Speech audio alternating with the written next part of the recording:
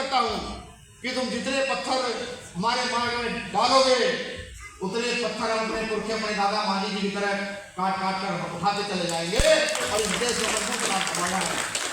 हम भी वही काम करके दिखाएंगे। लेकिन है मेरी कौम के लोगों, ये कहा है किसी ने कि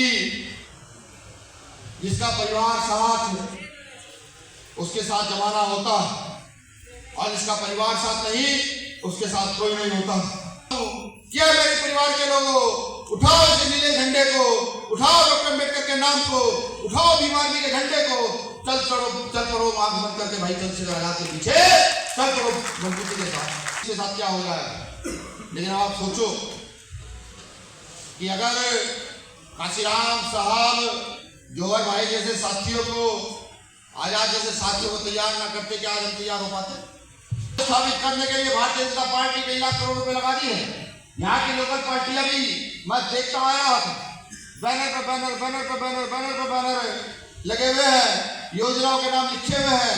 लेकिन जब चंद्रशेखर भाई उत्तर प्रदेश के लोकसभा नगीना से चुनाव लड़ रहे थे तो भारत की सारी पार्टियां एकजुट होकर उन अकेले व्यक्ति को चुनाव हराने के लिए तैयार थी। सारी पार्टियां, बीजेपी, कांग्रेस, समाजवादी, बसपा, भाजपा, आरएसएस और तमाम संगठन, क्योंकि वो जानते थे कि जब चंद्रशेखर आजाद जीत कर जाएगा तो संसद में सबसे पहले पूछेगा कि ये रेप होते हैं इनकी कसूरवार कौन है।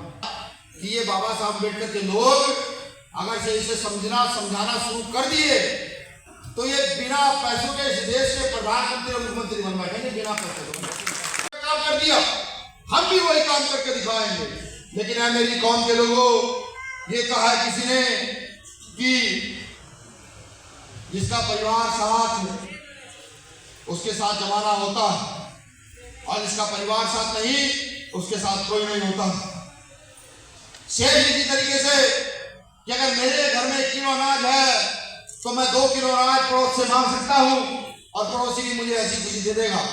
लेकिन अगर मेरे घर में 1 किलो अनाज नहीं है तो पड़ोसी भी चाहे कितना भी है वो मुझे कुछ देगा नहीं।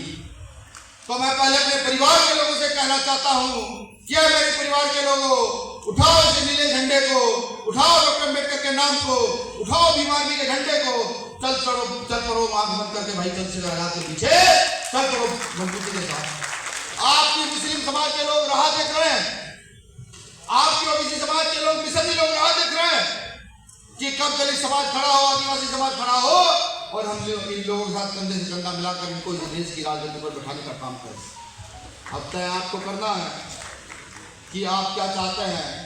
मेरा काम तो डॉक्टर अम्बेडकर के काम को करते करते एक दिन जगदेव प्रसाद कुशवाहा की तरह गोली खा करके मर जाना। हम मिशन नहीं होकर सबका काम ये यहाँ सामने बैठे हैं, कुछ नहीं पता कि किसके साथ क्या हो जाए। लेकिन आप सोचो कि अगर काशीराम साहब जौहर भाई जैसे साथियों को, आजाद जैसे साथियों को तैयार ना करते, क्या आज हम तैयार हो पाते।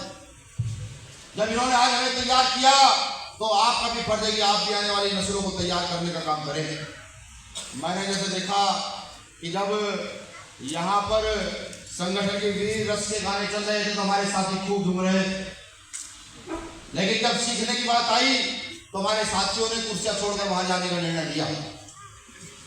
अब इस निर्णय को लेने से काम नहीं चला, आपको सिखाना होगा।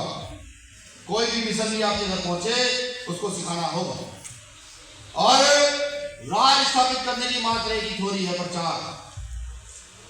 जिस राज को स्थापित करने के लिए भारतीय जनता पार्टी के 1 लाख करोड़ रुपए लगा दिए हैं। यहाँ की लोकल पार्टियां भी मैं देखता आया था, बैनर पर बैनर, बैनर पर बैनर, बैनर पर बैनर लगे हुए हैं, योजनाओं के नाम लिखे हुए हैं, लेकिन ये नहीं पता कि योजना थी किसके लिए। और अगर मेरे परिवार के लोग सोच लें कि हर रोज 1 घंटा काम करना है, 1 घंटा भीम आर्मी समाज पार्टी को समझाना जाकर कि भीम आर्मी ये काम करती है और भीम आर्मी समाज पार्टी का एक नेता संसद पहुंचा वो ये काम करता है।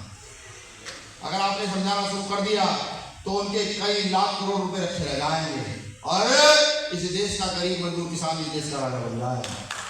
अगर आपने काम करना शुरू कर दिया। एक बात तो प्रकाश जानता हूं, ये जौहर भाई जानते हैं, अमर ज्योति भी जानता है, मुझे भी जानता है, ये हमारी सीनियर टीम लगभग जानती है। जब चंद्रशेखर भाई उत्तर प्रदेश के लोकसभा नगीना से चुनाव लड़ रहे थे तो भारत की सारी पार्टियां एकजुट होकर उन अकेले व्यक्ति को चुनाव हराने के लिए तैयार थी। सारी पार्टियां, बीजेपी, कांग्रेस, समाजवादी, बसपा, भाजपा, आरएसएस और तमाम संगठन।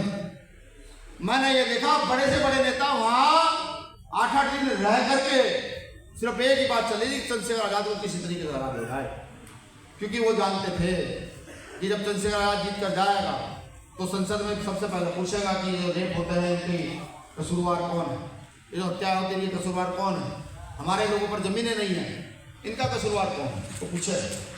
सारी पार्टियां लगी, लेकिन फिर भी आप सब लोगों ने मिलकर, जो बिहार के लोगों की हिस्सेदारी है, बिहार के लोग यहाँ से रुपया इकट्ठा करके ले गए थे चुनाव लड़ाने के लिए और रहे वाले 1.5 महीना जिताया। उस समय जो राजनीति के धुरंधर लोग थे वो भी ये कहते कि चंद्रशेखर आजाद जीतेंगे, नहीं, चंद्रशेखर आजाद 1.5 लाख लोगों से जीते।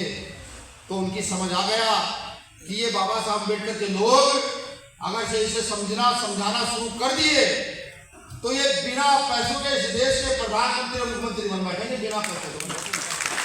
ये उनकी समझ आ गया और वो रोकने का मैं हर भरसक प्रयास करते हैं। मैं तुमको शुक्रिया अदा भी करता हूँ कि तुम जितने पत्थर हमारे मार्ग में डालोगे उतने पत्थर हम अपने पुरखे, अपने दादा माजी जी की तरह काट काट कर उठाते चले जाएंगे और इस देश को मजबूत बनाना है।